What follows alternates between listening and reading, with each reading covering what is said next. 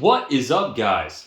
Thanks for tuning in to I Like Collectibles. I'm Greg Ha, and today we're going to take a look at my top 10 Bronze Age books to buy right now.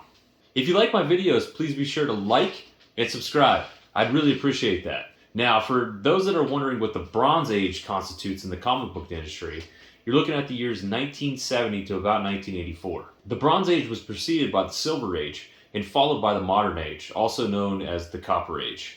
So let's dive right in. Number 10 on my list, Marvel Spotlight number 2. The first appearance of Werewolf by Night. This book was worked on by the great Neil Adams, Mike Ploog, Bill Everett, and John Costin. There's approximately 1,283 CGC copies in universal grade of this book, making it actually the least graded book on my list today. This book was printed February 10th, 1973, and this is a book that I highly recommend grabbing while it's still affordable. Next up, number 9 on my list, The Amazing Spider-Man 101. First appearance of the living vampire Morbius. Jared Leto is set to star as Morbius in a self-titled movie set to come out in January of 2022. Due to that, this book is sure to see a spike upon its release. Movie aside, this is a must-own book for any Spider-Man, Marvel, vampire, or even horror fan. Printed October 10th, 1971, there's approximately 4,200 copies of this book in Universal Blue Label. Number 8. Tomb of Dracula 10, the first appearance of Blade.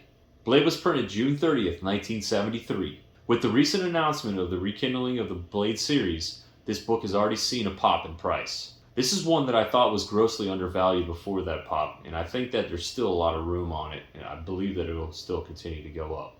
This is a must-own for any fan of the most popular vampire killer. The art was done by Petra Goldberg, Gil Kane, Gene Coyne, and Denise Wool. Number 7. Hero for Hire number 1, the first appearance of Luke Cage. This is a book that I feel has never gotten the respect that it's actually due. I think of any book on this list, this is the one that has the most potential to pop in the next 12 months. There are currently 2,954 universal graded CGC copies of this. Hero for Hire was printed June 10th, 1972. Number 6. House of Secrets 92. One of the most popular cover arts of all time. This is a surefire book to add to your collection. This is a must-own for any DC fan, but also a must-own for any investor or collector. The book was printed May 31st, 1971, and there are currently about 2,400 copies on the CGC census. Number 5. Amazing Spider-Man 129. The first appearance of Punisher. A book that any big comic fan is going to be very aware of. Frank Castle makes his debut in this fan favorite printed in January of 1974. There have already been record sales over the last 12 months, but I think that trend continues as this book gets more and more popular.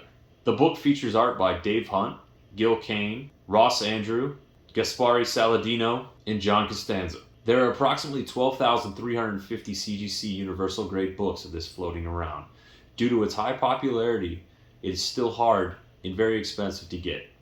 I think that trend continues and the price continues to go up. Number 4. Werewolf by Night 32. The first appearance of Moon Knight. 'Tis the season. 4 of the first 7 comics that I've mentioned so far have all had a Halloween feel to them. Werewolf by Night 32 comes in with about 3,900 Blue Label copies. It was printed in August of 1975 and features art from Phil Rachelson, Gil Kane, Don Perlin, and Ray Holloway. This is the origin and first appearance of Moon Knight. Coming in at number 3, Star Wars 1. This popular title is absolutely packed with first appearances, including, but not limited to, Luke, Obi-Wan, C-3PO, R2-D2, the Grand Moff Tarkin, and Darth Vader. Marvel's Stan Lee originally scoffed at the idea of bringing Star Wars to print. George Lucas, however, was relentless in his pursuit of bringing Star Wars to comics. This is a book that has absolutely exploded in value over the last 12 months.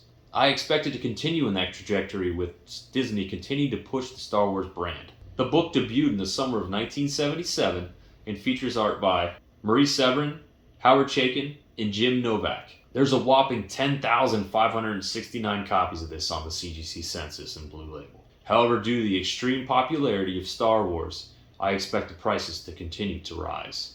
Number 2. Green Lantern number 87. The first appearance of Jon Stewart. The art was done by famous Neil Adams, John Costanza, Jack Adams, and Gil Kane. Published November 30th, 1971, there's approximately 1,300 copies of this on the CGC census. At this time, there's only 13 in a CGC 9.8 grade. And number 1 on the list, a book that's been red hot, even on fire, as you could say. Marvel Spotlight, number 5.